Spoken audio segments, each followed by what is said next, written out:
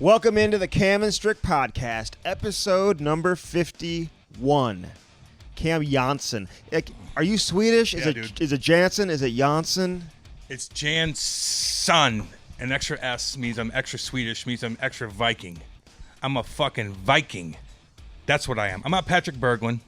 I'm a Viking. Because you have two S's. Yeah, that's There's what it means. There's not too many Janssens with two S's, Yeah. right? It would have one S. I have no idea. Do you have the two little dots? Yeah, of course. Yeah. No, I don't. You should start using those. Yeah, maybe I will. Will it make me be a better hockey player? If that's the case, I'll use it. What's keeping you busy? Nothing, dude. I actually, you know what? I think... You know, coronavirus is coming back. Is it? Well, Good. apparently the numbers are higher. I missed it. Did you? I want to stay in my room. I want to do nothing. I want to do nothing all fucking day. I don't want to go to restaurants. I don't want to go to the lake. I don't want to do shit. I want to sit around and do nothing. Do you wear a mask? Sometimes. I got yelled at today, You should actually. wear a mask. I got yelled at today. By who? Some lady at the gas station. It depends on where you're at in St. Louis. I should have worn a mask, and I get it. And when people Were you pumping gas? Did you go inside? No, I went inside to spend money at the fucking gas station that probably needs it. And she's like, why don't you have a mask on? I'm like, I'm just because I'm buying beer. So she asked you that. Yes. Did she know who you were? Were you in Eureka? She had no idea who it was, for a fact. Because you think everyone in Eureka They knows do. who you well, are. they in St. Louis, but whatever. But she didn't, and she asked me where my mask was, and I said, I don't fucking know. But it was in my truck, and I just didn't bring it in there, so it was my bad. So if you're listening right now, I'm sorry about that. Sorry. Sorry about that. But I get why people wear it, and I probably should have, so I don't want to bullshit that too much. So, you know, it is what it is. It's still sensitive. Are you upset about the Hockey Hall of Fame? People seem to be getting more and more worked up about that every year. Am I in it? No, I don't no. give a fuck. No, I'm just kidding. I think that, honestly, Big Walt, look, he's going to get the tap one of these days. Got a bunch of penalty minutes, a bunch of goals. Like, JR, same damn thing. He was huge in 90, sexy, fucking just brought attention to the game. I get that. Some of these guys, Kevin Lowe won a ton of Stanley Cups, 400 points, defenseman, played a ton of games. That's not a lot of points. No, he was not offensive. No, okay. Yeah, he would block shots and whatever. Okay, I know a bunch of those guys. I could throw a rock out the window and but hit a there's fucking a lot guy of former block shot. players who are like, Kevin know they Lowe are. in the Hall of Fame, That's what I'm saying. really? But I will say this, back in the day when they were winning all their Stanley Cups in Edmonton, it was kind of like Gretzky, Messier, and Lowe to go along with Coffee, maybe? Well, and Curry, right? And Curry too. Shit, But Tikkanen. to go along with Grant Fuhr, I'm just talking about household names. Can you do? How about this? Yeah. Who does he remind you of today's game? Okay, so if there's a fucking stay-at-home defenseman that blocks shots that you think could make the Hall of Fame, who is that guy today? Seriously, stay-at-home defenseman. They wouldn't make the. They Hall don't of make Fame. the Hall of Fame. I don't understand how you can make the Hall of Fame after not getting in for like 30 years And only then have 400 points. And then how do you get in? Like, what makes you a Hall of Famer now, but you weren't a Hall of Famer? Because your buddies are in charge? Is it because your buddies are in charge? I don't know, man. I don't know. How does it go down? Is it the 80s group? Is it all the ex-NHL guys that play beer-drinking motherfuckers? Somebody called it the Friendship Parade. That's what's going on is there that with what the it Hall is? of Fame. I don't Fucking know. Alexander McGillney, who's the coolest guy in the world, defected, badass dude, put points up. He's not in. Pierre Turgeon, who's got more points than anybody. That isn't in right now. One's That's hard a to fucking understand. weird one. I know he never won a Stanley Cup. Almo did. He won a individual award, won a Lady Byng. Banger in 92, 93. Yeah. Had some monster seasons, first overall pick, but 1,300 points, Come man. I mean, on. shouldn't that be like a Guaranteed? guaranteed? Unless you play 3,000 games. Isn't it like in but other even then- sports, like in baseball? I know before all the meathead juicers. Yeah, but I want that back. Can we make baseball great again and have just fucking steroid I want to have league? but like juicing should be like automatic. It should be. That's the only time I watched. Me too. That's the only time I watched. I want fucking Barry Bonds up there with that big ass forehead that grew in 5 years. Just a bunch of muscle heads hitting hitting the fuck bombs in the fucking shark infested water, and they all dive in and get eaten by sharks. I want to see that. That should be part of their next CBA. Like you have to have steroids. 3 or 4 juicers per roster. How about McGuire though? It's so funny. All these guys like, well, Androstein was in this. Androstein only makes you recover. What? You take Androstein right now, your fucking head's growing fucking 5 inches. Your biceps are fucking pulsating. On a scale of 1 to 10, how interesting is he to listen to? The most boring son of a bitch ever. Oh my god! Probably a good guy. Are you on Team Sosa, Team McGuire? Where are you I at? don't give a shit about both of them, to be completely honest with you. Sosa, what happened to that guy? Oh, he looks like a weirdo now. It's like he's like Sammy Davis Jr., but like plus 150 His hair pounds. looks weird. His face looks Strange, weird. man. He had a weird thing in the background, that portrait of his family that looked like I don't. It was like a guy with a mask on. What the fuck? But at least Sosa had some pizzazz. I'll tell you one thing about Sammy Sosa. Not a baseball guy. We all know that. After 2001, 9/11, he fucking runs out on Wrigley Field with the flag. Like, you know how he ran on the... McGuire just walks at first like...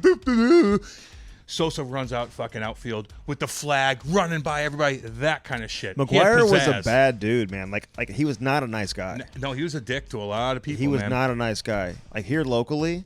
And they all kiss his ass. And now here. they're all kissing his ass. His like, why are you kissing his ass? He treated you like shit. Like, you didn't even fucking look at you. He don't even know who you are. He wouldn't even talk to you. Now you guys all want to celebrate him? Fucking kissing his ass. That was one of the worst documentaries that I've seen in quite some time. It wasn't terrible in terms of the nostalgia because it brought back some memories, but you can't put that out right after the Michael Jordan thing and expect people to be like, my God, that's amazing. Thank you. The drama that we saw, and I know that's a 10-part, whatever it was, there's so much drama and real, and like even Joe Jordan, that's Jordan's documentary. That's Jordan's, that's fine. But he was fucking raw. He's drinking, he's looking, his eyes look so bloodshot that he's like smoking crack. I like that. I like to look at you and be like, what the fuck are you on? At least you were honest. This whole thing was like, it's just a highlight reel. I can go on fucking YouTube and watch that. I want to know about the steroids. I want to know about the hardcore shit. They ignored it, dude. Like, pussies. I thought the entire documentary was gonna be about the steroids. I know. What else is there to talk about? We know that you hit fucking bombs. It's YouTube. Tell us what the fuck happened. You have Androstein. Even in the 90s, if you have Androstein sitting in the view of everybody, including the media, what do you got going at home? What you got going at home? You have Androstein sitting right there like eating like fucking Flintstone vitamins. What do you got at home? What are you doing at home? Like, I'm just saying, people are like, that's just for what? You fucking want to gain 50 pounds? Andy, actually, you should probably get on some fucking Androstein. I might shoot your ass up when you're sleeping. Apparently, you're working out again. Is that true? I'm jacked. I need to look good. What'd your dad give you? He gave you some advice. He's like, you better not. He goes, you better stay in shape. Don't let yourself go. You're going in the right direction, Cam. And he doesn't talk to me like this anymore ever. Really, only a couple times if I, But he's like, you got to still look the part. You're gonna act like a badass even on a podcast. Like, you gotta look the part. You fucking put on 50 pounds, look like a slob. No one's buying you. You think this is because Sex sells, saw baby. you just eating like crazy over Father's Day weekend? No, he saw me walk over there with no shirt on. I was fucking jacked out of my mind. He's like, that's what you need to stay. Stay that way, Cam. Stay that way. That's how you do it. Is your dad jacked? Fuck yeah, man. Is he? Yes. No, don't just tell me the Cam answer. Is he jacked? All right. This is great podcast. Let me show you a video. What was his sport growing up? He was a quarterback for Brentwood High School. He wrestled. He boxed. Played baseball. Did it all. The only thing he didn't play was hockey. They didn't even know hockey, anything about it, just the Blues. But he played every single sport. He had big ass fucking muscles. He get a little bit of road rage when I was in there with him when I was a kid. Scared me a little bit. You see him my fight? mom would you get pissed. Oh before? my god. Have you? Oh my god. Who did he fight? What the fuck? Fought who? Oh my. Well, fine. I'll give you an example. I used to go to their softball games in Fitton, softball games with KC 95 and all these fucking. And my dad would have his team. Nobody knows what that means, by the way. Whatever. They're like in Alberta right now. Okay, fine, KC, Alberta. Google it. So it's like the local rock band, classic rock, but they had their own softball team. And they're a bunch of fucking now that we're in the media, Andy, all these guys that are on radio, they think they are the baddest motherfucker. And I'm like, what? Who? Have you even played a sport? So KC had a softball team. They all thought they were fucking cool. I'm on the radio. You're a fucking disc jockey. Settle down. Settle down for one. You're not tough. You're not an athlete. Then you go against my dad's hillbilly team out there with some big boys out in the Midwest, right in the middle heart of Missouri kind of thing. And I remember this guy, I was like 4 or 5 years old. This guy slides into my dad at third base, like just slides in hard. Like in softball, there's little things you could do, just like in hockey where you trip a guy up or whatever, just to piss him off. You slide in hard somebody in softball, you get pissed. Here they all come. Big fight, going this. My mom's going crazy, this kind of stuff. I just remember hearing that. And now you talk back to some of these disc jockeys that were there that we kind of see, and they're like, oh my God, your dad was... He was tough, man. Really? He was tough. Yeah. What's his name again? Dennis Jansen. Yeah, but that's Dennis not tough Jansen. fighting in a softball game. Let's be completely honest. But back in the fucking early 90s and shit, like you kind of did that. And if you weren't an athlete and you weren't a pro athlete or a boxer or fighting consistently, like that's what you did to kind of prove yourself. That How you're did tough, you start fighting? Like when did you Because when you're a kid, like every kid, like is a hockey player, good Yep. player. You know, obviously if you're going to move on to go to the OHL, like you can't just be going there to fight, right? But No. did they sign you? Did they say, hey, you're going to be an enforcer? No one said anything. When did that sort. transition in your brain enforcer? say, hey, I'm going to be an enforcer? 9 years old. When you were that young? 7, 8, 9 years old. Yeah. Every team. You wanted to go out there and fight. No, I wanted to go out there and be the man. Twister. No. It's not just go fight. It's like, no, I'm going to run you, and I'm going to stare at your bench, and I'm going to do this, because there's no fighting back then, so there's other ways to be the tough guy. So you go out there and warm-ups. I'd skate around in warm-ups in AAA, like, wah, like, what? Stare at the guys. It's so corny. You did that in the NHL, too. I did in the NHL a little bit.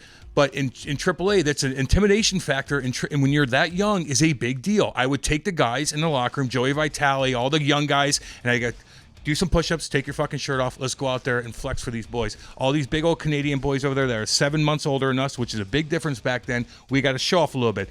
I'd pick out some guys that are jacked. I'd pick out guys that look like you, Andy, and say, stay in there and hide, because I don't want them seeing you, because then it's not going to work. So we go out there and flex for the boys a little bit. Warm-ups, I'd go talk shit. I don't know. It's just a game, dude. Okay, so when you're a kid, you actually quit hockey, Yeah. right? You didn't want to play anymore. So my dad told me this story. I kept getting kicked out of tournaments, and one time It was hard to get kicked out of tournaments back then. Well, it was no shit. It was. Okay. You really had to hurt somebody, but and not that I was hurt. Like, yeah, but the big hits were. I was just strong. I was hitting guys. So I remember getting kicked out, and then he sits me out. Don Morehouse sits me out. My dad explained this because we talked about this on a radio show the other day. Don Morehouse, legendary coach yeah. in St. Louis. AAA coach, He's like old 90-something. old school and cat. he won't ever quit coaching. He was so pissed at me because Although they won't let him coach anymore. I fought a kid that was just being an asshole, and I always had to want to show the guys like, I got you. So I get kicked out of the game. Don's pissed at me. So the next game, he sits me through 2 periods. Now, when you're playing AAA hockey and your mom and dad are broke, and you go up there and you know you're a good player, This and is you're a road. This is a fucking. Where are you? Michigan. Okay. 12-hour trip from St. Louis. Yeah. And No, you're on not the right down the bench. road. I'm on That's the bench. why I'd never let my kid be a goalie, just- by the way, because you don't even play What's the fucking half the games. Thank you. Screw that. So Don sits me out, rightfully so. I fucked up, but I was trying to stick up for teammates. Sits me out for 2 periods, and my dad's like, "Don't even play him the rest of the game." So 3rd period comes around. My dad's looking at Don because Don would ride up there with us, like but he had to keep control of me. And my dad looks at me and goes, "Don't even play him." And Don's like, "Go on out there." What'd I do? I go first shift, boom, kid behind the net. Before they even blew the whistle, I gained my speed back up. The puck comes around on the boards, and I murder another kid. Before they even called the penalty, they booted me right out of the game. And my dad goes to Don and goes, "You fucking idiot! I fucking told you. What do you expect?" And that's what started it. And I drove all the way home. We said, we're quit. Everybody was like in the hotel room, like, where's Cam and Denny going? Where are they going? We're like, we're out of here. And it was so stupid and selfless and selfish on our your part. dad was Selfish. pissed, man, because he told the coach not to play you. He put you out there. You get tossed out of the game, I get fucking booted right? for 2 games. Like, done. games, I'm yeah. done. So we turn around and go all the way home. And Like, you just spent the mortgage for the next 2 months. Thank you. And my mom's already like, Dad, like, Dennis, where are you going? Mm-hmm. Was Cam good? Like, what are we doing? Why are we spending? Why are the games in Michigan Why are they every in weekend? fucking Michigan and we're spending $1,500 just on plane tickets, just to get there and then stay in a hotel and then drive one of the cheap ass motherfucking parents' kid because they're so fucking cheap. They wouldn't even give him any money. They would drop him off at my house. My dad would take him up there, take him back without even a dime in their pocket. My dad would spend all the money and take care of them. Ridiculous. And he just did it. He just did it. So my fucking mom was pissed. My dad was pissed. I was pissed. And then we quit. And then finally I got in I started hanging out with a bunch of fucking dipshits. I was hanging out with a kid named Chaz. I told you this. If you're hanging out with a kid named Chaz, he's a loser. Have you ever met anybody named Chaz? Does anything good come out of being named Chaz? No offense. I'm sorry. If there's a Chaz out there, tweet at me. I don't give a shit. But I have not met a Chaz that was fucking normal. I told you about the kid named Chaz who went to my school who had sucks. He had one eye. Ah, fuck. He's a pirate. He would take his fake eye out of a socket and just roll Now, that's it. a cool Chaz. He would just roll it down the hallway. So anyway. And he would fight. He'd get in fights all the time. I like that He Chaz. lost it from like a stick when he was a kid. This kid was a fucking loser nerd. Did he have one eye or 2 eyes? I don't even know. I don't care. But I was hanging out with this dumb fuck and his dipshit buddies. And, my dad found a bunch of shit in my room, which he didn't care about that shit. What did he find? How How old are you? 13, 14. Couple things. I'm stealing his beer at this point. Okay. Yeah, and then like one hitter or whatever. What the fuck? I don't give a shit. He didn't care about that because he knows I was committed, but I was also wild. But he had control of that. But I was hanging out with two fucking dipshits. And all you dads out there know. All you dads out there, just look and see what your kids are doing. I'm serious on this. Mm-hmm. Now, if they got a little one, fuck whatever. Talk to them about it. Fine. At least they're smoking. At least they do it at your house. Like, fine, okay? But if they're hanging out with fucking dipshits who have no vision, who don't hang out with any girls, they're just that's where you got to step in. They fuck. My dad's like, what are you doing? He goes, he walks in, he kicks the door and he goes, you quit hockey and now you're hanging out with these two motherfuckers? Stop it now. Who are you hanging out with? Fuckboy Chaz. My dad goes, stop with that. I go, okay. He goes, I don't give a shit about anything else. So then what happened to Chaz? I killed him. So anyway, my dad calls Don Morehouse up. We meet him at the McDonald's in Fenton, and then we're like, all right, we're getting back at it. Right by Wet Willie's. Right by Wet Willie's. All those fucking kids died. How'd not they funny. die? That's not funny. No, how'd they die? Because it's a Wet Willie. I don't. Jesus, Andy. What no one happened? knows. These people are from fucking Meadow Lake, Saskatchewan. No, but listening. like you're saying, these kids died. There's a little water park in Fenton, Missouri. And it was like made of concrete. I remember my mom took me there when I was a kid. I almost knocked myself out. The first part of my concussions came from there, although they've been pretty good since. But you want to get concussion, go to Wet Willie's and slide down a concrete slide that had no like restrictions or regulations or anything. So all these kids started sliding off the fucking thing. Sign the waiver, thing. have fun. Fucking fuck that. Anyway, that's where it was. And then I remember Don Morehouse pouring like salt on his Egg McMuffin. I'm like, God damn, mother, you're going to fucking die of a heart attack. He's still alive. He's a great guy. And then we got back into hockey. So if you weren't hanging out with Chaz, fuck Chaz, you dude. may have never played hockey again. You may have just quit. I'd still be a virgin too. No, I would be a virgin. No, I'm not a virgin, am I? No, I would be because he didn't get any girls. He did nothing. Nothing. Useless. He's probably a millionaire right now, by the way. Probably. How much about the hockey coming back and all that? Like, where you stand on all this right now? It's fucking bizarre, man. Does it just change too much all the time? Everybody's like, oh, it's all going to happen so smooth. No, it's not. These guys don't even want to fucking play, man. How could you?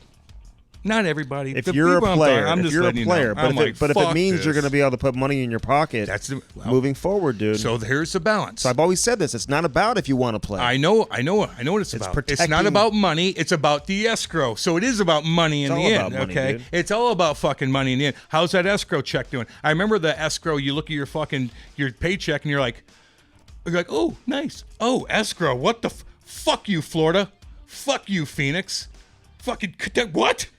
That's what you guys have 6,000 people there. Are you marketing? Like, do something.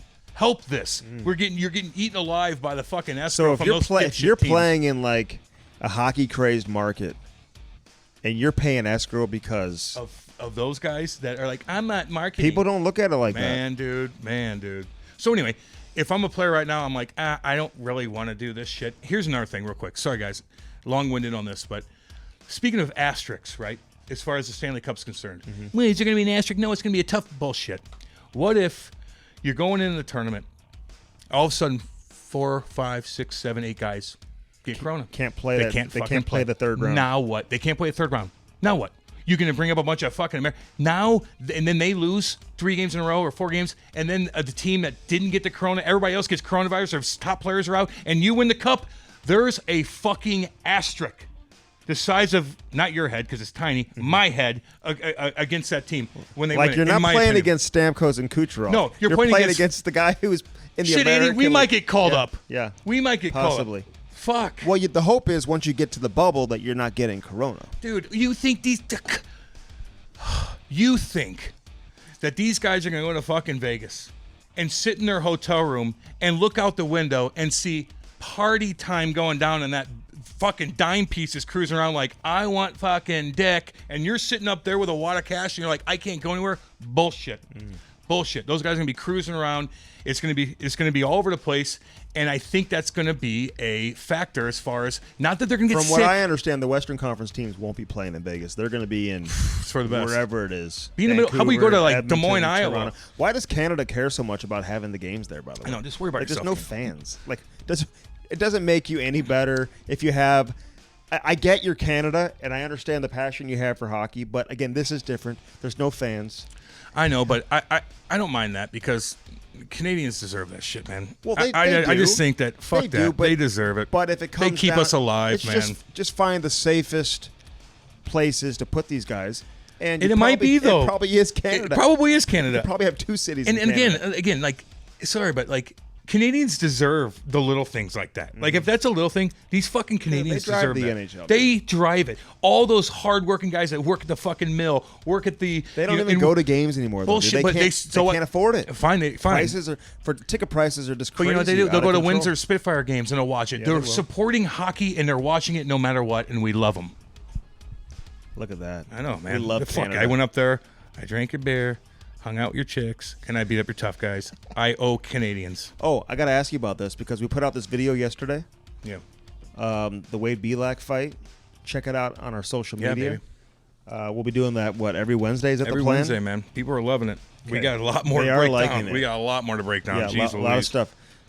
Somebody posted about you getting beat up at center ice in a junior game in Game 7 when you were playing for Windsor. Dude, What's that about? I scored a goal in that game. I didn't fight in tell that me game. about that. That was we beat Mississauga. You were there. What are you talking about? I was there. Well, that was when you were.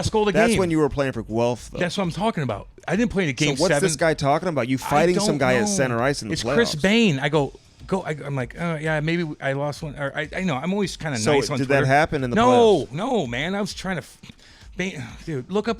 They're all the fights are on YouTube. Well, look it up. Your response to this guy was, "Yeah, I guess I didn't win that one." I didn't know what you're talking about. I just wanted to play it cool because he was being a dick a couple of times before that, and I'm a happy Twitter guy until you piss me off. Maybe I'll go tell him to fuck himself tonight. I don't know. You don't do that. I don't like to do that unless you really fuck with me. Yeah, but even for people who do, I don't see you get upset at people. But when people really beat me, it's something that they, it's relayed to something that I got to kind of defend myself on. And I didn't do too many bad things by any stretch of imagination, but maybe a couple of podcasts back in the day where I said something stupid, and they keep reminding me. I'm like, okay, I'll tell you this right now. Some girl texts me on Twitter about something, and I remember being like, okay. And I just, I messaged her. I go, hey, I just want to let you know, and I just kind of defended myself. And she ended up calling me and talking to me about, all kinds of things. And I'm just like, I just listened to her. I'm like, okay, I get it. And I will say this, man, like, I'm wild and I'm raw, but being in the game for 4 years now, Andy, like I changed a lot on what you say and how you think. Like you learn, man, you do. But some of it's overboard, but there's a balance. No, you just got to let it go, dude. I know. I mean, when the guy goes by a fake name or something like that, you can't get that upset. This was a different thing. Well, Trust me. saying, I know. There's reasons you why. can't let it get to you. I know. But it does. Okay? It does. You got to move on. CarShield and CarShield.com. Hey, mention the promo code CAM, and you could save 10%. 800-857-2481. Give them a call today. Get yourself protected. Get that protection you need. You never know when some shit's going to go wrong with your car. Your starter doesn't work in the middle of Eureka when people are like driving by like, Cam, what's wrong with you? I'm like, fuck. I'm calling CarShield. They came down, boom, right up the road. The easiest thing I've ever done in my life. All you got to do is pay a little bit every single month, and you're taken care of. It is a small fee. It's a small fee. And you can even choose who works on your car and where you take your car, and they'll hook you up with a rental car. They came. Is it honestly? You didn't even know that. You didn't even get the rental car. You're driving around in your mom's car. Oh God, that was embarrassing. You could have had a rental. She's like, take my car. I'm like, fuck. Fucking. Are you driving your car today? Are you good? Fuck yeah. Okay. Am I vain because of that? Is that vain? We talked about that last time. I don't give a shit. Again, it's amazing, and check it out. Cam knows that firsthand. Because his starter went out. I got a nice truck, by the way. It's just a starter went out. I don't know. I don't know, but they fixed it. It's all good. All right, 800-857-2481, carshield.com. Again, mention that promo code CAM. You'll save 10%. How about GadgetLab.com and GadgetBuyback.com? GadgetLabMobile.com or GadgetBuyback.com. So David Long runs the show there, St. Louis guy. Awesome. Loves hockey. Just a great guy. Better hockey player than Andy Strickland. He sends a Facebook post out yesterday, and I'm reading it about Gadget Lab and how you bring. I'm reading it on my phone, and I drop my phone, and it fucking cracks while I'm reading. While you're doing it, son of a bitch. That son of a bit. And so anyway, you send it in there, they fix it. If you're a company, you send in all that old bullshit tech you have, send it in there, they'll re-up you, it'll help your business out. They're great people. And again, they support St. Louis like no other. Yeah, and again, if you're a business owner, and I mean this, they'll give you top dollar for used phones and tablets. Dude, so you want to make some money? If you provide phones and tablets for your employees and they're getting older, you're a joke. Dude, no, you're slowing get top down. dollar for them. Oh, that's the thing. Yeah, Sell them back. Quick. What are you going to hang on to them for? You're losing value. Technology, the value, boom, gonzo. GadgetBuyback.com. Check that out. And don't be walking around with a cracked phone. 877-772-8880. There's a local store if you're in the St. Louis area in Oakville. 877-772-8880. And, of course, Bellman.com. Oh. Listen, their pre-owned inventory has never been hotter, dude. I want to get hooked up. You don't have to get a new car. Get a used car. I'll get a used one. I don't give a shit. I want Kate. Kate needs a new Jeep Grand Cherokee. I want to get her a badass, maybe an XRT, one of those bad boys. Yeah. But she feels comfortable walking in there. Seriously, I always talk about this. I'm going to say it again. She feels comfortable. You go to some of these places, do I need to say it again? 10 swinging dicks coming out like, hey, who's this girl? No. I'm done with that. I want Kate to be able to walk in there and be like, oh, I'm comfortable. What do I want? Don't pressure me. Just let me look around. Yeah. I'm on my pace. That's what they do at Bellman. Great people. Great for the city. Big fucking hockey fans, too. Yeah. Love them. Bellman.com. BEHLMANN.com. They've got the Chrysler Dodge Jeep Ram on one side of the street. On the other side, the Cadillac, the Buick, the GMC. All in Troy, Missouri. All right, Keith Yandle on this edition of the Cam and Strick Podcast. This guy's been a good player for a long time. He's played over 900 games. 800 straight. 800 plus straight. Jesus. How do you... we asked plays through pain, dude. I'm like, how the People fuck? try to talk shit and be like, oh, he just never, doesn't play physical. Dude, he's taking pucks to the face. He's gotten, his foot broken. I remember trying to run him. He's played through it, dude. No, he just knows how to slip off you, man. He's smart. That means you're smart and you're tough. You can't, just like Jay Bomeister, same shit. Yeah, he might not fight. That doesn't matter. He's taking beatings and shots off the finger, this, that, and the other. The guy's a fucking warrior, and he's a cool cat and one of the funniest guys in the NHL. Yeah, he's a funny guy. And he's a legitimate power play quarterback. We hear that term all the time. I know about that. This guy can dish. Yeah. There's no doubt about it. Entertaining, too. This was fun. Finally found a guy. Does he have a boat or no? I think he does have a boat. He does. He does. Yeah, he has all a the boat. cool people do. Lives Andy, in Florida. besides you. He's got a sick pad, too. We talk about that here on episode number 51. All right, Keith Yandle, the Iron Man. Yeah. On this edition of the Cam and Strick Podcast. Bunch of the guys who play for the Panthers, do they stay there? Do they live in Florida, or besides the Russians have guys taken off? Well, the Russians, they stay in Florida. Yeah, shit. Yeah, actually, a lot of our guys, I think 6 guys went home. But other than that, everyone stayed. I mean, if you're going to be quarantined somewhere, why not here? Listen, you played in Arizona. Not a lot of fans. Now you're in Florida. Not the strongest fan base, but again, great place to live. Florida, Arizona, where's the better place to live, Keith Yandle? You know what? Yeah, both retirement places, right? I think for me, Arizona was the only thing I missed about Arizona was the ocean, and it was unbelievable. It was so clean. The people there were amazing.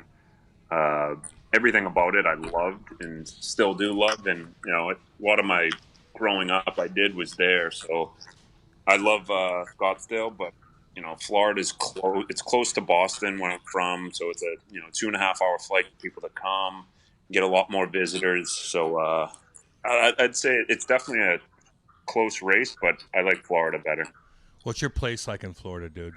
Don't under exaggerate shit. 'Cause I know you made a ton of money, so tell me what your place is, because it better be nice. I mean, it's probably what you would expect. Trailer? It's I mean, mobile park, 7,000 square feet. Boat in the back, putting green. What else do you want? Depending on what kind of boat it is. Elevator in the house. Oh, I mean, it is what it is.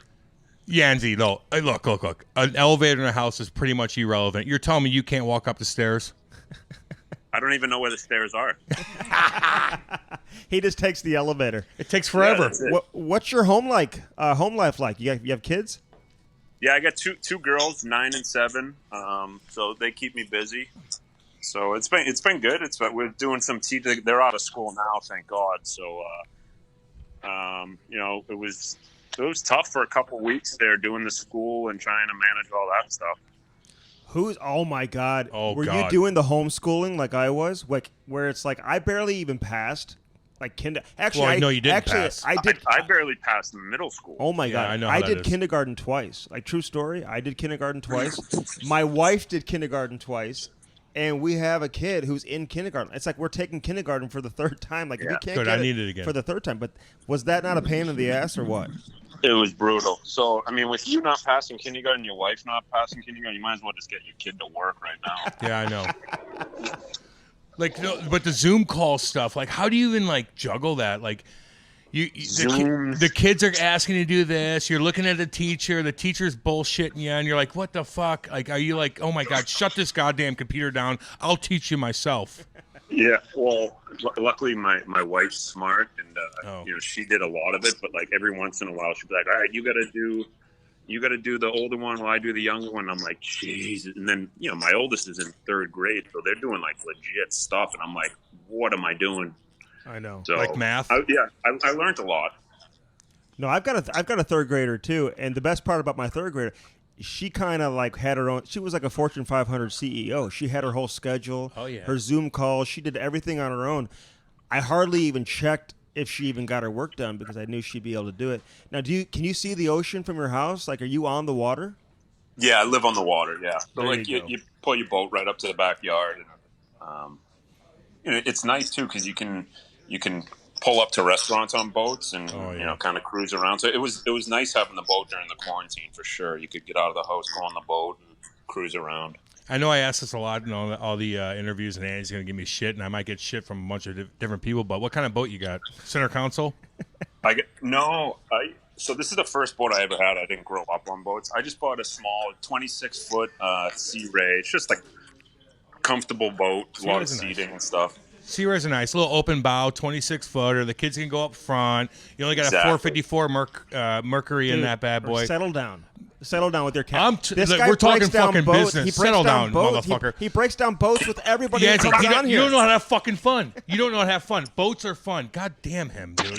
Cam, what do you work at, a boat dealership? How do you know that? Dude, I bought a boat when I was young, baby, and I got it totaled a couple years ago, and now I'm craving it. That's why when I ask wealthy people like yourself what kind of boat you have, I want to hear what it is, and that's just the way it is. And Andy doesn't know boats because he's just not cool enough. Hey, listen, what's it like? Where do you have? Go ahead. Where do you have your boat, on the lake? Is there a lake in North? Yeah, it's called the Lake of the Ozarks. It's called Quarantine Lake of the Ozarks, by the way.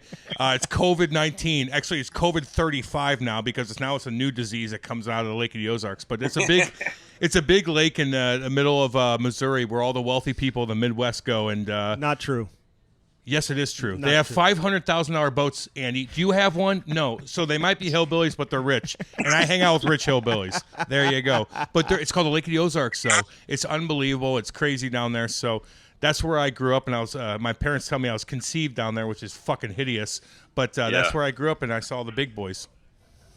That's awesome. Hey, and then you had something to strive for, right? And then you get your own boat. Well, I'm not rich enough yet, but I had a riverboat whenever I played. And he had a Corvette, too. So I wrecked that, too. So listen, what's it like? Like your parents, right? Tell the story. They both worked for FedEx. Your dad drove like 18-wheelers, which is, unbelievable how hard those guys have to work. And that must have left, quite the impression on you.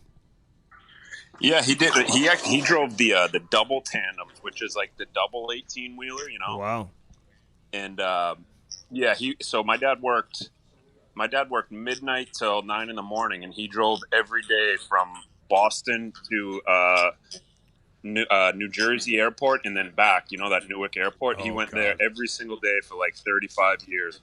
That airport sucks, by the way. Oh, it's brutal. So he would get down there. He would. And then he had other jobs during the day. So the hardest working guy I've ever met. And then, my mom's not that far off. Wow. So she's still working, though, isn't she? My mom's still working, yeah. So she's worked her way up. So now she's like a manager at FedEx. Same thing. She's going on 35, 36 years. Wow. Still punches the clock. Loves it. And, my parents are definitely, we grew up as blue collar as you could be, and worked for everything, but we always felt like we had anything we needed. Yeah, man, something about you people from Boston, because the Kachucks were the same way. Like his mom's working on the dock, his dad was the captain of the fire department. Like, he made like $100 million. They maybe just retired within the last 5-10 years or so. But when it's in the blood, man, when you're a hard worker, like that's just all you know, isn't it? Yeah. So Walt's dad was on the fire with my grandfather. So we're good family friends, and they grew up in Charlestown together. So Walt was definitely an inspiration for me growing up. Wow. How about that? Hey, so what's it like growing up blue collar and then being rich? Like, honestly, like just going from one lifestyle to the next overnight, all because of playing hockey, man. That's just crazy. I know. It's insane. It's one of those, honestly, I don't take it for granted. I obviously I'm blessed to have the stuff that I do. And, it's one of those things. I know what it's like to, be young and, not have hot water and, just growing up, not as fortunate as we are now. And, I try to give back as much as I can to my family for, raising me the way they did. Well, you didn't have hot water? I mean, I was a hillbilly from House Springs, Missouri, and I still had hot water. It might have been like tainted with like hepatitis, but I still had hot water. How the fuck did that happen with you? No, I mean, sometimes you couldn't pay. It was either the water bill or you go to a hockey tournament. So it's kind of, some of those things that maybe your parents would have to save money somewhere and, chose to have cold water. So we'd shower at the rink. Oh, what? No, so when I had cold water when I was a kid, it wasn't like something fucked up. No, my parents were poor. That's what it was. Okay, now I get it. My bad. And I've been through it too, Yandy, so shut the fuck up. The whole family. Like, Yandle, are your parents like, okay, guys, before we leave the rink, everyone go take a shower. It's going to be cold. Because we're not showering at home today. Yeah, my dad used to make us shut the water off to save water while we were soaping up. I'm like, oh my God. It was so you now I cheap take ass. like 50-minute showers. But no one's that poor where you have to shut the water off in between. Yeah. The Cam and Strick Podcast is brought to you by CarShield. Nothing more frustrating, Cam, than when that engine light comes on and right off the bat, you're going to have to spend thousands of dollars to repair your vehicle. Call 800-857-2481. Mention the promo code CAM or visit carshield.com and use the code CAM to save 10%. Yeah. That's carshield.com. A deductible may apply. Save yourself money. Sign up and get your coverage now with carshield.com. Now back to the interview. So how have you repaid your parents? You buy them a house? Yeah, I paid off their house that we grew up in, and then they were able to move into a nice little, condo. So my dad didn't have to do, work around. It was an older house, and paid that off, and then, they got to keep all the, what they made on it. Were you? What house did you have? Yeah, you're down in Florida. You got a place in up east. Do you still have a place in Arizona? Where are your places at? Yeah, so I sold my place in Arizona right when I got traded, and then I've had a house in Milton, just right outside of Boston, for probably like 12 years now. So I'll always keep that. That's a house that I want to give to my kids one day, and then I have my house here in Florida. But I think we'll stay here in Florida for after retirement and stuff like that. So how'd you balance the hockey and? I mean, listen, I'm like Cam, too. I didn't grow up with a lot of stuff either, but hockey is just so expensive. It's crazy. I mean, what do you think of that as a whole? Because it's almost impossible to be a good player nowadays if you don't have the means to give yourself the best opportunity to be good, Keith. It's changed so much. Yeah. Well, a big thing was for us when my dad was a coach. So he coached, which meant we could play on the travel teams for free. Wow. And we had a lot of help too. I had this coach, Rob Griffin, who's he's a hardworking guy, but he's a wealthy guy. He's made a ton of money for himself, and he took care of anyone who, if you didn't have the money to get to a tournament, he would take care of you. There's just you know how it is. It takes a village, and it's in the hockey world. I mean, someone, if you couldn't afford a hotel room, you just bunk up with somebody else, and you don't know what's going on at the time, but then looking back, it's like, man, we had it so good and we didn't even know it. It's funny. My dad was probably one of the poorest guys, taking everybody everywhere, but all the wealthy kids' parents on the team would just drop their kids off with my dad, and my dad would take them up to these tournaments, and we'd all stay together. They wouldn't even give them a fucking dime. Like, I just, it was such a pain in the ass for I felt bad for my fucking parents. Like, they were just willing to take everybody everywhere, and all the wealthy people, the family would just drop their kids off with no fucking money, and my dad would take care of everybody. Was that the same case with you, too? But you know how that is. Like, if being a parent, like, all you want to do is see your kids happy, and I'm sure he saw how happy you were doing it and was like, fuck, I'll take care of 15 kids if I need to. And all the other kids are probably having fun with you. You're a fun guy. I'm sure you were buying beers when you were 10 years old because you looked like you were 30. Thank you. So, there's always that. I'm sure you guys had a lot of fun in your team and stuff. So, yeah, I didn't want to share a fucking bed with some of these kids that didn't pay any fucking money. So, no, it did affect me. They could have thrown up some gas money, though. No shit. At least give me some money so I could actually buy some beer when I was 13 years old, looking like I was 21. Yeah. Hey, your brother. I'll send your dad some gas cards. Yeah, there you go. Your brother was a stud, though, too, wasn't he? He was a what? He was a stud, though, wasn't he? Like, I mean, was he a better hockey player as a kid than you? My brother was unbelievable. He was the golden child. But he was like, my brother was at 12 years old. He was like eating pregame meal, where I was like, okay, we'll just go to a game. And he was so dialed into hockey from such a young age, and succeeded. Went to college, 2-time All-American, was able to play some pro, and he's still coaching kids now. He's one of those guys now that he takes care of everyone. I go to his house in the summertime. There's 10 kids at his house ready to go skate at a rink, and he's going to teach kids. Just give him back. When we were talking about getting you on, I didn't know, Keith, if you were going to come on with us or not. I thought maybe you feel like you're cheating on your friends over there with, spitting chiclets or whatever. But like you and Ryan Whitney and your brother, I mean, Kevin Hayes, I mean, you guys go way back, don't you? Yeah, I think everyone in that whole, how Boston guys are. Like, you played with some guys, I'm sure. Everyone sticks together. It's just like the St. Louis guys, you, Joey V, Patty Maroon, like. It's just a good group of people, and we try to take care of each other as much as possible. Oh, we definitely do that here. We definitely chirp each other as well. But like the big thing about you, though, man, besides QBing power plays, doing your shit, tucking your shin pad into your skate, kind of like I did. I see your style. I liked it. But you played fucking over 800 games straight. Keith, how the fuck did you do that? I walked outside today to get my fucking newspaper, and I rolled my ankle. And I couldn't even skate. How the fuck did you do that as a defenseman blocking shots? Explain that to me, please. You still get a newspaper delivered? Yes, I do. Because I do my homework, damn it. Because I'm on my radio and I got to do my homework. What do you expect? And he can't read either. I can't read. My parents have to read to me. Fuck it's amazing. You, it's amazing. Like the New York Times app or something. Fuck that. I used to deliver the newspaper, so I'm happy people are still doing it. But no, I tell people all the time, it's. Nowadays you don't have guys like you and Jordan Toot, guys who are just literally out there to try to hurt you. So that's been a little bit easier. But no, I enjoy going to the rink. I enjoy everything about it. So, for me, it's just fun to go to the rink, get out of the house, and have some fun. No, and I know it's fun to go to the rink, but when you take a shot, blocking a shot when you go down and it hits you right in the fucking foot, like how many games have you played to keep this streak alive?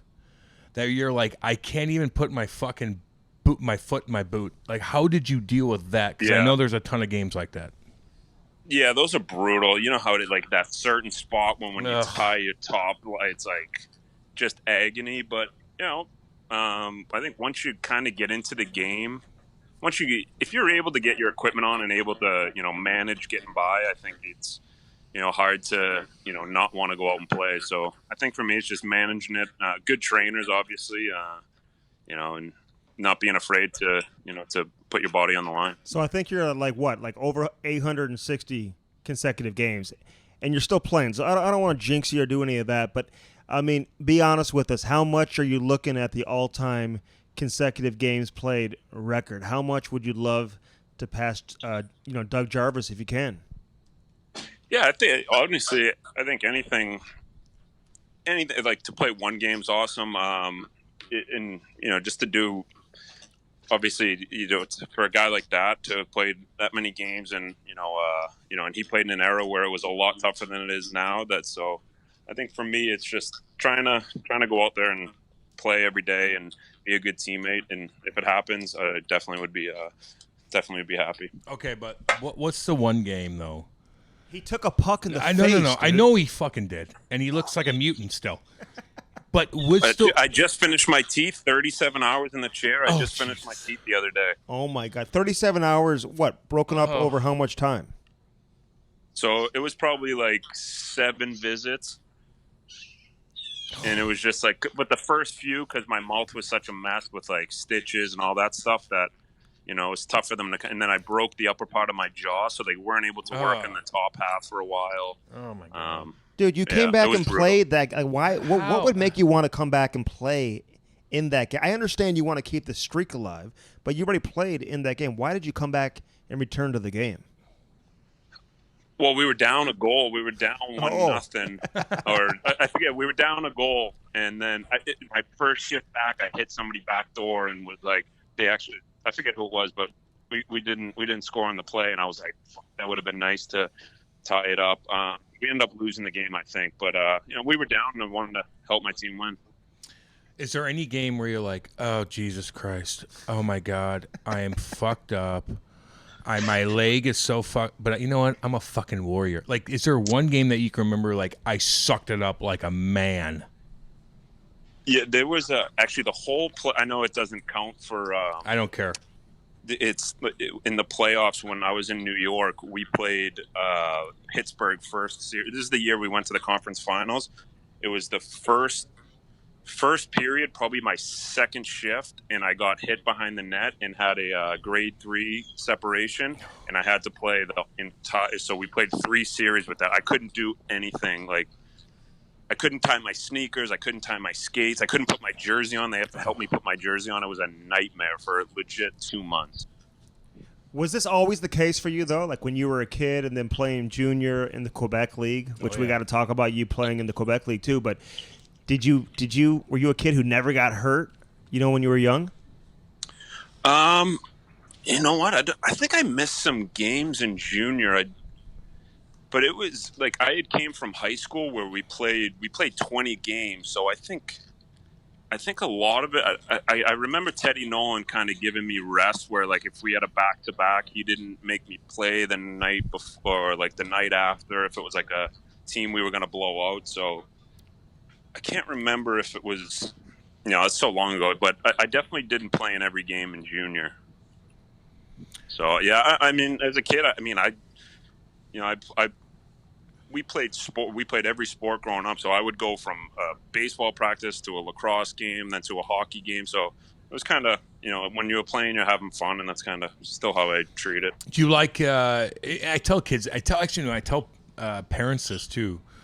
That like get your kid into everything so they become an athlete. So when you played lacrosse and baseball, like your hand died, then your hands a little bit with lacrosse, kind of same kind of thing, but different a little bit. Like, do you recommend to these parents to tell your kids to get into everything, become an athlete, and then figure out what you want, and you go from there?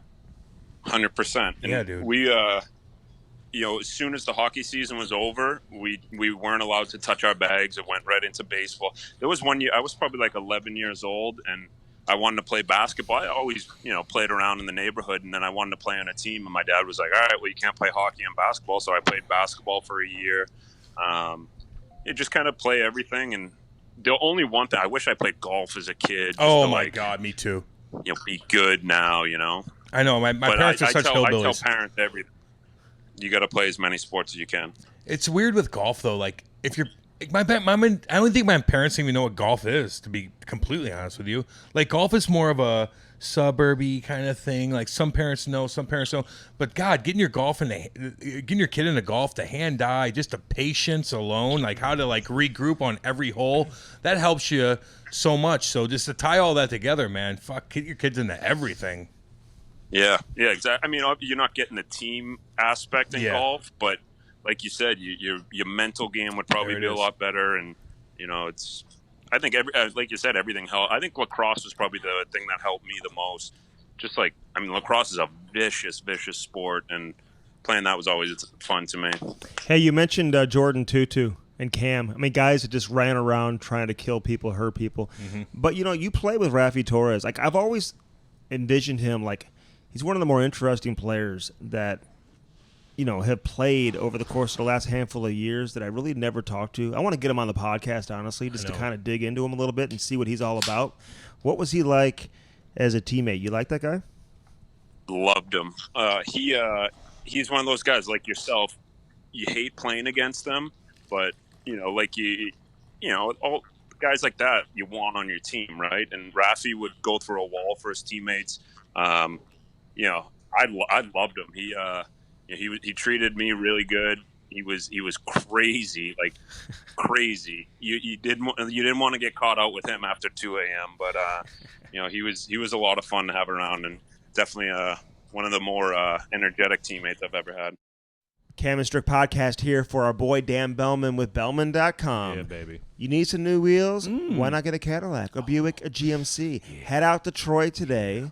And again, don't forget about Chrysler, Dodge, Jeep, Ram right across the street. No doubt. Right there in Troy, Missouri. Visit them online. Check out their new selection, the pre-owned selection, the best service you will find anywhere in the country. Bellman.com. BEHLMANN.com. Get yourself some new wheels in time for the summer. Yeah. Now back to the interview. Yeah, he was great until he What's hit that? you. He was great until he elbowed you, and then he wouldn't fight, and then somebody else would have to step up to the plate. Like, come on, though, yeah. No, he No, fought he quite did? a bit. Oh yeah, Did he? He fought. How many? I remember when How many times? I remember when he laid out Seabrook. Like he answered the bell after that. To I who? believe, didn't he? To who? Jamal Mayers. Oh, that's cool. Come on, though. You know what I'm talking about. A little bit on that. That he ran guys like no other, and he really didn't step. Brooks Orpik the same way, and I respect the hell out of him. But and old boy from the Red Wings too, the defenseman Cronwall, crush. I mean, murder guys, and they'd be like, "Well, what happened? Well, what? Just at least tie the guy up." I don't know. It just that was kind of tough. Maybe on you because you didn't have to answer the bell, but maybe some of the guys are probably like, "Okay, settle the fuck down." Because I'm eating up your fucking honestly, garbage. that's one of the main reasons. That's one of the main reasons I don't hit anyone is because if you did, when I first started, you had to answer the bell to somebody. Somebody, no shit. Yeah. But he was fucking killing guys, and they were late, guys. like fucking some of the late hits I had, and I'm like, okay, I got to deal with Belak or whoever. But he was like, oh, I don't know what happened. Well, I'll take the suspension. You're already making money. Like somebody else is gonna have to fucking step up for you, though. I don't know. That's just a little tough for me, but it's all good. I thought you wanted to get him on the podcast.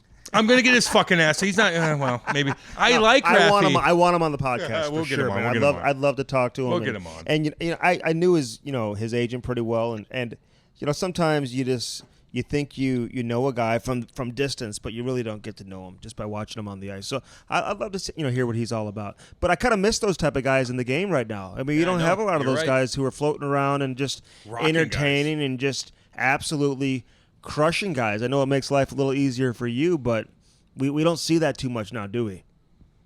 No, I mean there was one or two guys on every team that you played against that you knew that would run you from behind, or you knew like when it got dumped in the corner, it's like, all right, I got to let him get it because I don't want to get decapitated.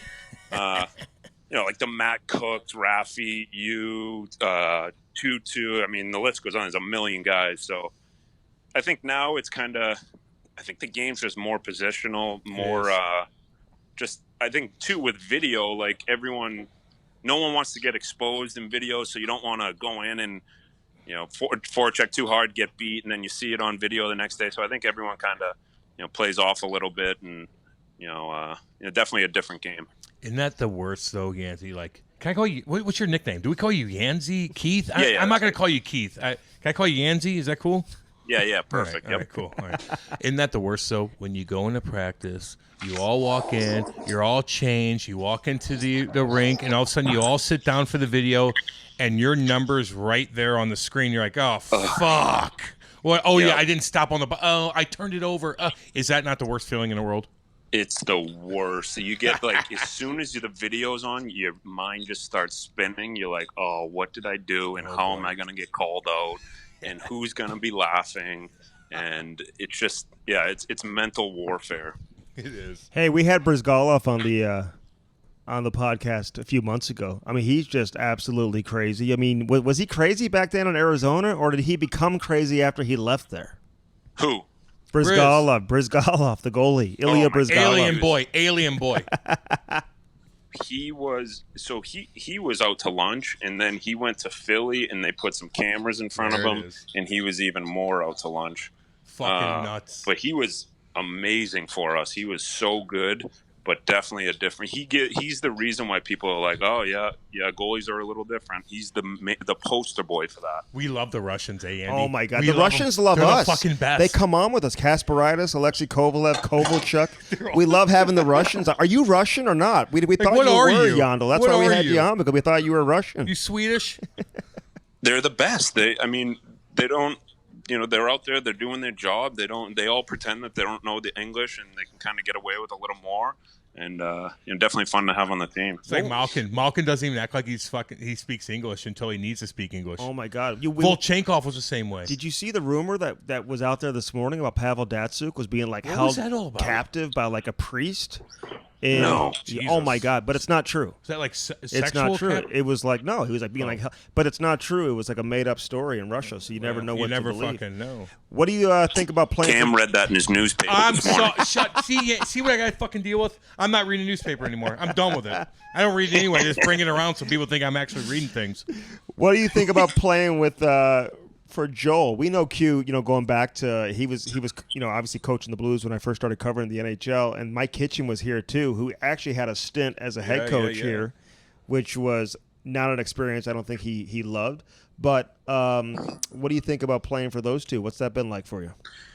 Q's been amazing. He brought a certain attitude to our team that we needed, where it's, I don't know if you know him at all. He is the ultimate players coach, where all he wants to do is win. He's not going to embarrass you in video. He's not going to, make teammates hate each other. He's not treating anybody different. He is a guy you want to, have behind you on the bench. He during the game, the stuff that he loves, good passes, good, nice plays. He just enjoys everything about the game. So, I've definitely loved my time with him. So when you're on the bench and you make a good outlet pass where you'll act like you're going to take a slap shot one way, which you're not going to fool me, motherfucker. I'm coming right at you.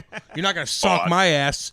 You would have been hook, line, and sinker. You're probably right. You're probably right on that. Okay, fine.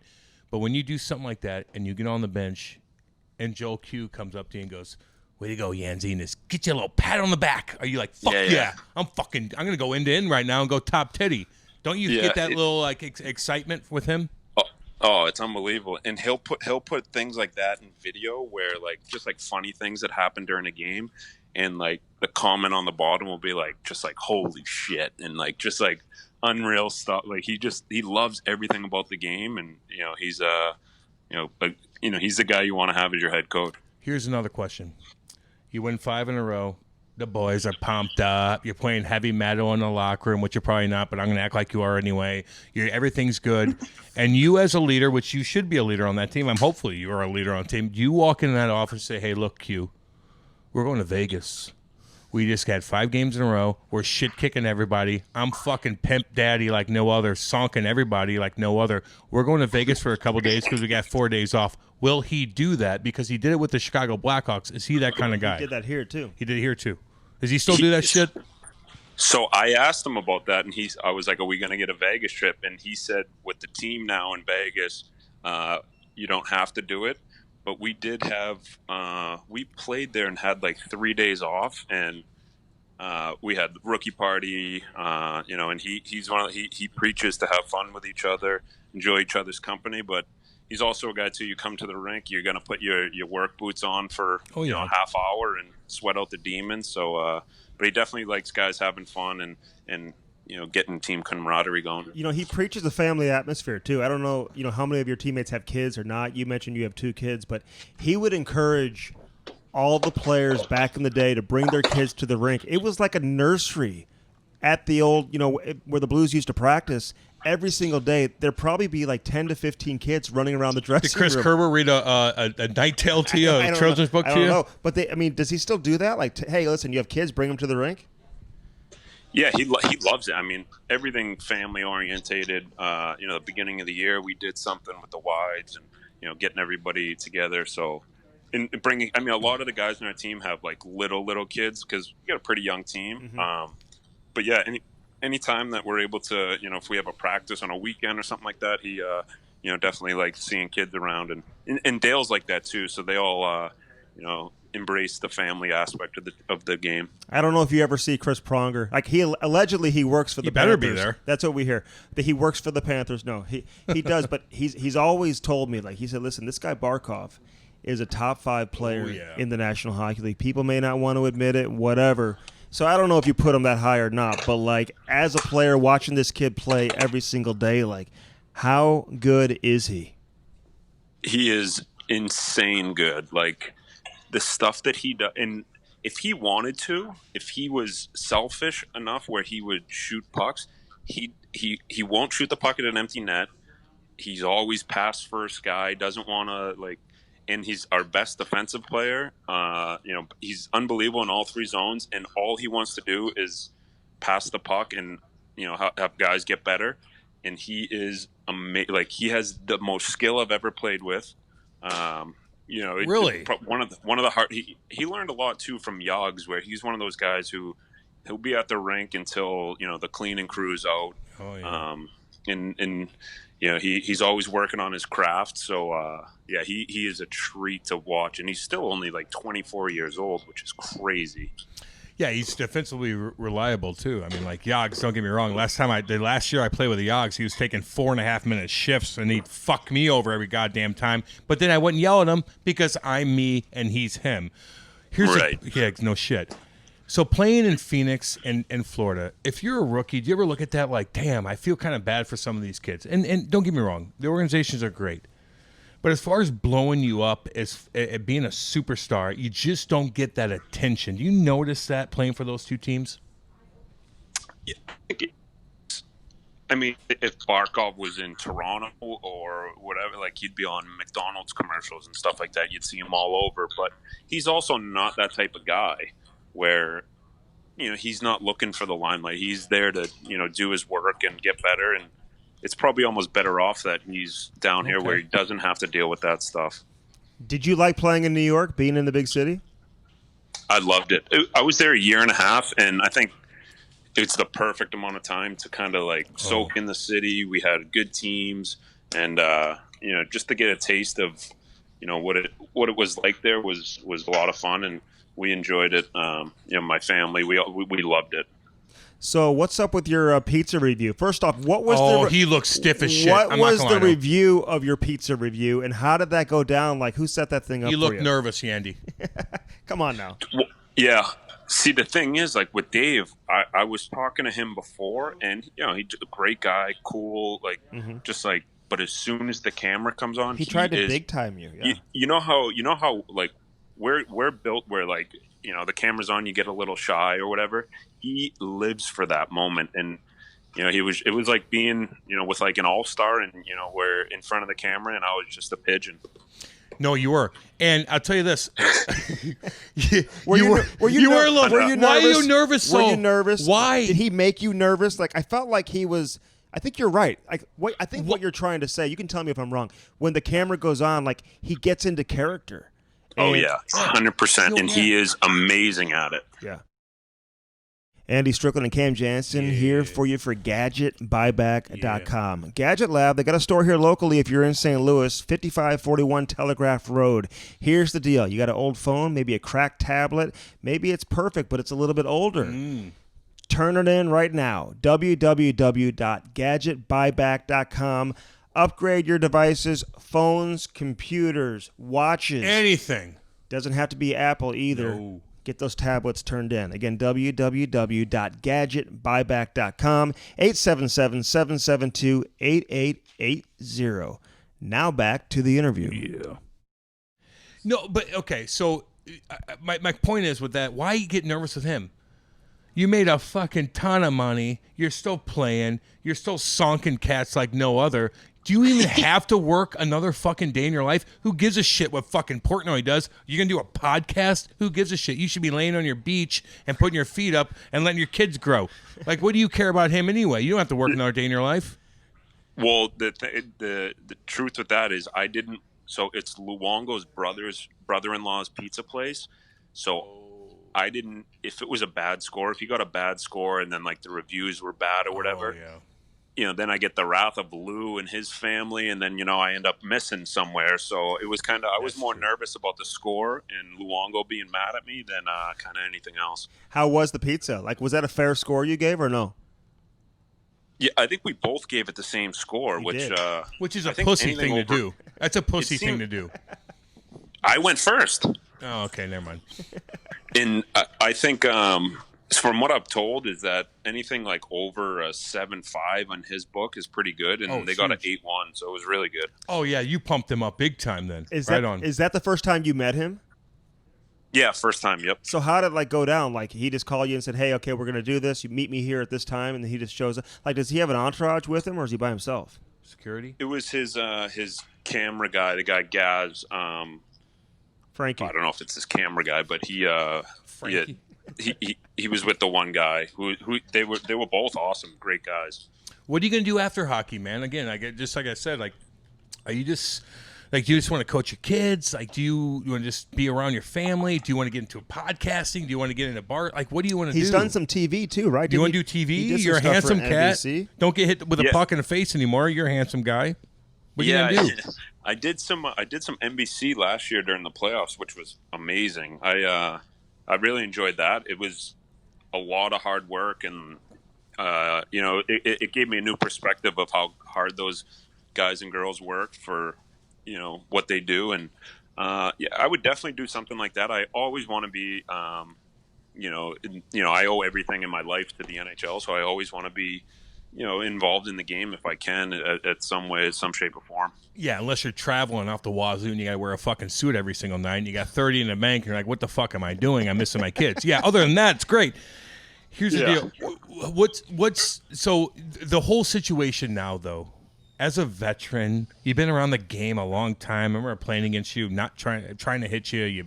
You move out of the way and I hit the boards or break my shoulder, whatever. You played in the league a long time. Like, what do you think of this current situation, though? And be honest.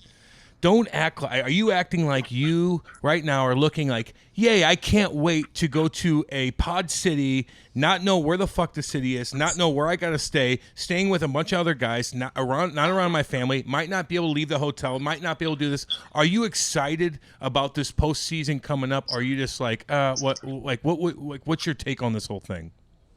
Honestly, and I'm being truthful – I know my years left are, on the back end. So an opportunity to win for me and, my family's on board. My wife's, unreal and holds it down at home. So I know if I'm away for 2 months or whatever it is, that's a good thing. And if I'm able to win and give myself a chance, then, I would do anything to.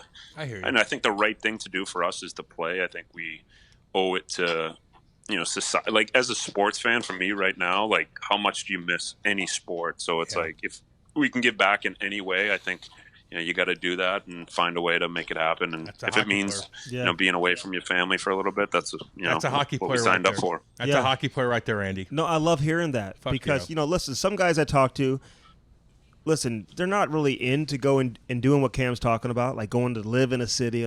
But I think they realize they have to. They want to get the game back. They want to get playing. They know fans want to watch live sports. They also realize financially it's in the best interest for both the players and the league moving forward to get back on the ice and play. So you just kind of got to suck it up, whether it's 1 week, 2 weeks, or 2 months, like you said. It could be a lot worse, right?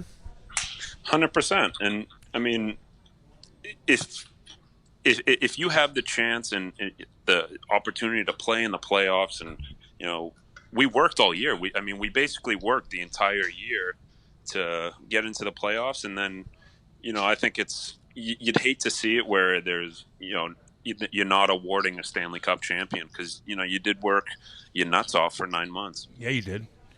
What's your take on COVID-19 right now? Are you worried when you go to the gas station, when you go places, when you go to the beach? Are you like, get away from me? Are you wearing a mask, or do you even give a shit anymore?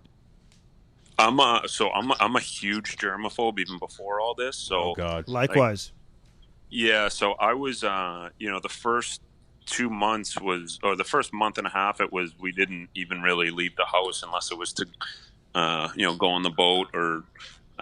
Go for bike rides and stuff like that. But I think it's lessened. I mean, if I go pump gas, I'll put a rubber glove on and stuff like that. But I take the precautions, probably mostly because I'm a germaphobe and not, I would do that kind of normally anyways. I got to ask you this before we let you go. What led to you going to the Quebec League? I mean, that's a good question, Andy. Because your brother played college hockey, like you said. You're in Boston. A lot of guys obviously grow up, dreaming to play for one of those schools out there.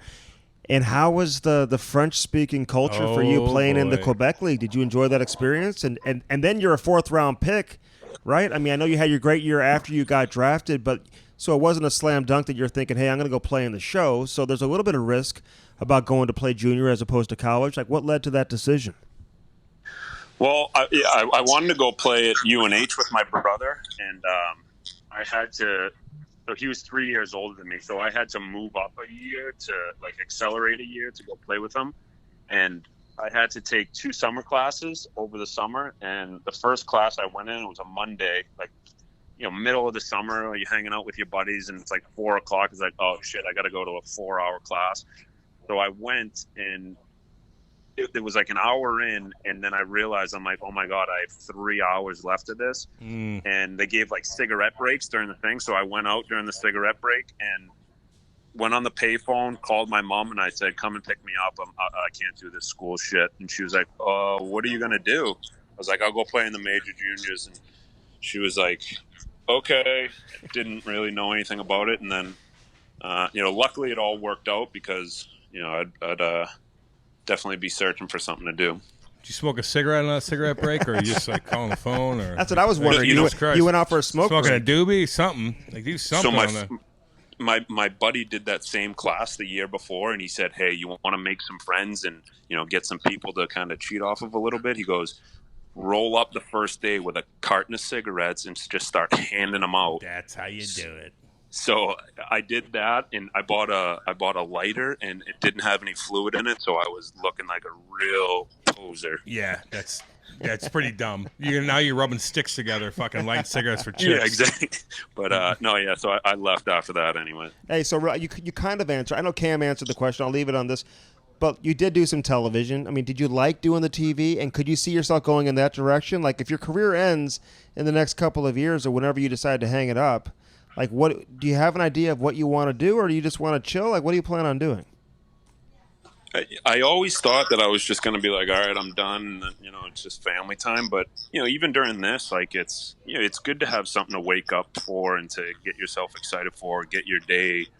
Because I'm a guy, I need structure in my life. I need to be told what to do. I need to, you got to be here at this time. So, I'll definitely have to do something, or I'll, it could go south for me. But, I think the TV stuff I enjoyed. I loved doing it. The NBC was amazing to me.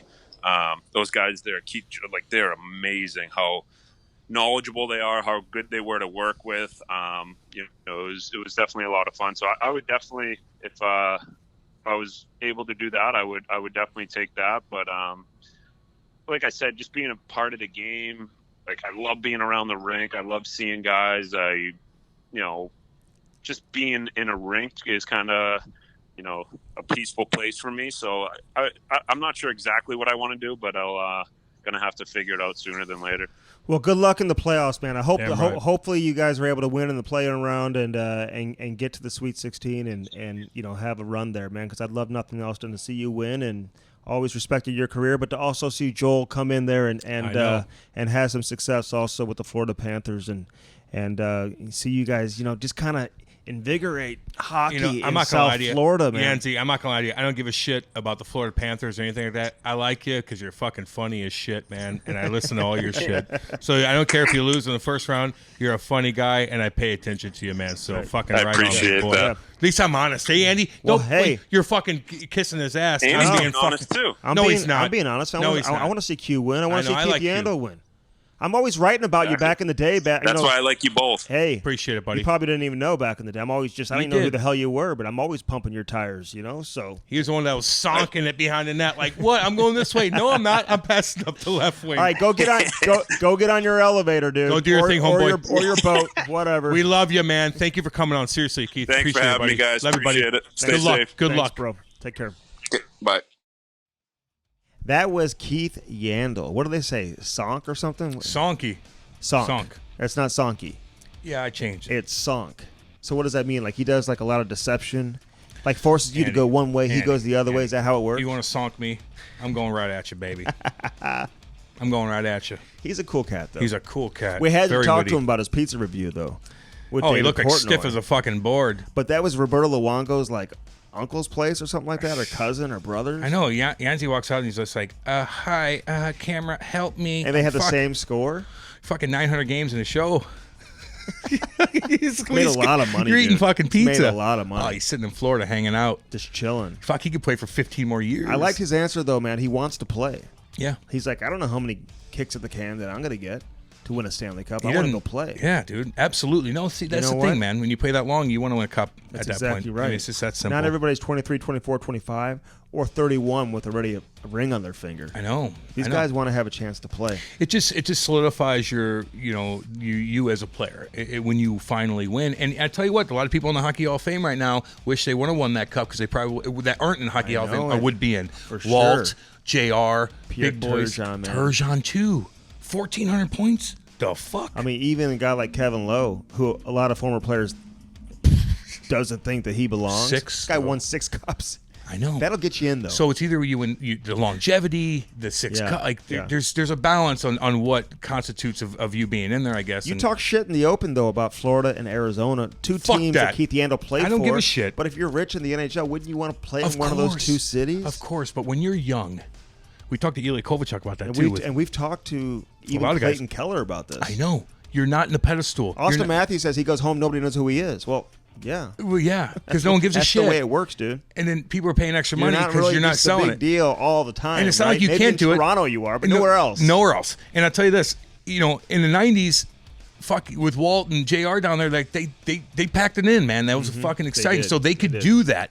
You just haven't done it in a while. But they were personalities, man. To find one. And they weren't afraid to be seen in public. I know. They're loud. They're like flashy. Hang out and go to a place where people hang out. Gamble. Nah, a little bit. Now they play video games all the time. When did that creep in? I'll tell you this, man. Playing video games, though, gets you away from reality. I understand that. It saves you money. You play video games every night? No, not anymore, because I got to look. If there's sports going on, you can't do it, man. And if you're playing video games now, when you got to go do a radio show, we have like business meetings. I know. We had this big Zoom business meeting this morning. I mean, that's what we've do. We've been going all day today. But I love video games, man. I'm not going to knock video games that much. But if you're out of town and half the guys are out and you're playing video games with like 5 or 5 guys, you're a fucking nerd. Go hang with the guys. Go eat some fucking meals. Hang out and look around. Maybe say hi to people. I don't give a shit. You sit in your fucking hotel. Do that when you get home. You sit in your hotel room. Did you play with guys who just never hung out with the rest of the group? Yeah. Yes, I have. Like who? I'm not doing that. Would you ever be like, hey, dude, come hang out? Like, what are you? Fuck yes. What are you doing? Well, get out here, please. You don't have to pay Isn't for anything. That awkward? We hear from guys who come on the podcast and they say, hey, the best thing about our team was everybody hung out. You don't have to drink. You don't just hang with the guys. You bond. You do your shit. 3, 4 guys, and everybody else goes out, and you got 3 or 4 fucking guys sitting playing Xbox in the hotel. Fucking give your head a shake. Seriously. Give your head a shake. Should you be allowed to travel with your Xbox on the road fucking anyway? So nerdy. Like, it's leave so the fucking Xbox nerdy. at home. And I'm a gamer. I'm a gamer, man. Like, I'm not going to play Bloodborne and Witcher and all that shit. Like, I love it all. But I would never bring that on the road. Where? To maybe Winnipeg, because I can't go out anywhere because it's fucking 10 feet of snow everywhere. But what? You're sitting in a hotel room when the other guys are going out and you're sitting there playing video games against other guys that you're playing against? With headphones on? Fucking nerdy. Headsets? Nerdy. Maybe we should start breaking that down. We're going to watch guys play video games. No, we're going to get somebody on that does that. I'm going to be like, what the fuck are you doing? Well, Cam, I think... Fuck, whatever. Jesus Christ. Hey, real quick before we get out of here, what was the response you got from our interview with Lou Lamoriello? Oh, God, man. Big boys are texting me on that one. They're like, what? You got him on? I'm like, yeah, dude. That's what we do. I don't know why he said yes, but he was great. And, he toyed with me a little bit, and that's funny. He kept me on my toes. That was cool. You were really upset that night. Yeah, I was rattled that night a little bit. I didn't think it went as good as it did. You just don't know. You just don't know. You just don't know. I just wasn't. I didn't know how it went, and I was just so fucking worried about him all the fucking time. But NHL guys to veterans to Hall of Famers are like, whoa, whoa. Mm-hmm. So that's cool, man. That's just shows what we can do. Positive response you got from. Oh God, yes, of course, yeah, that was good. That was fun. Yeah, on episode. I got 50. chirped a little bit, but whatever. All right, this has been the Cam and Strick Podcast, brought to you by CarShield and CarShield.com. Again, mention Cam, you get your 10% discount. CarShield.com. Cam, C-A-M. When you mention Cam, and of course that phone number 800-857-2481. CarShield.com. Do it today. Don't get stuck with a bill for thousands and thousands of dollars. Simple. It's so simple. So simple. GadgetBuyback.com. If you are a company, you've got some old-ass devices, tablets, and phones, dude, they'll pay top dollar for it. Don't mess around. Don't hang on to them. Make some money. Get yourself some updates. Every day you hold on to that, it gets devalued. Time is of the essence, man. You're losing money for your business because your old-ass phones. Yeah. 877-772-8880. 877-772-8880. You can also go to GadgetLabMobile.com and check out their store here in St. Louis. David Long. In awesome, Oakville. Of course, Bellman.com, BEHLMANN. Get yourself a new ride in time for the summer. Summer, obviously, we're just getting in the prime of the summer. Yeah, baby. 4th of July right around the corner. Shit, you might only have to stay in your car because you can't go anywhere else. That's you true. might fucking go back to weirdo-ness again, and you got to have a nice car, man. I mean, they're ready to serve you, dude, and give you the best customer service you could want. Their pre-owned inventory is probably the best you're going to find in the country, honestly. What they have right now, I mean, just hundreds and hundreds of pre-owned vehicles for ready to go home with you. Buick, GMC, Cadillac on one side of the street. They got the Chrysler, Dodge, Jeep, Ram on the other side, all located in Troy, Missouri. Bellman.com. And, of course, Cope24. Oh, girl, what's up? Renee. I was emailing with her today. Oh, girl. Our producer, Jamie Ryan's about to do some work with her as well. Getting him hooked up with Cope24. They've got some great stuff right around the corner. Huge gala coming up. Now, with Corona, we may have to do this virtually. We don't know how it's going to go.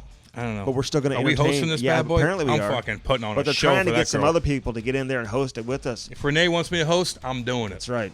Damn right, baby. So we'll be having more information about that as well. Cope24.com. Get all the latest information with our girl Renee Howitt. All right, this has been episode number 51. We've got some great interviews coming up. Damn, dude. Like some really good ones. We're doing it, man. So keep it locked here with the Cam and Strick Podcast. Of course, check out all our social media platforms at Cam and Strick Pod on Twitter and Instagram. Every Wednesday, we're busting out these fight videos. People absolutely love this shit. I love it.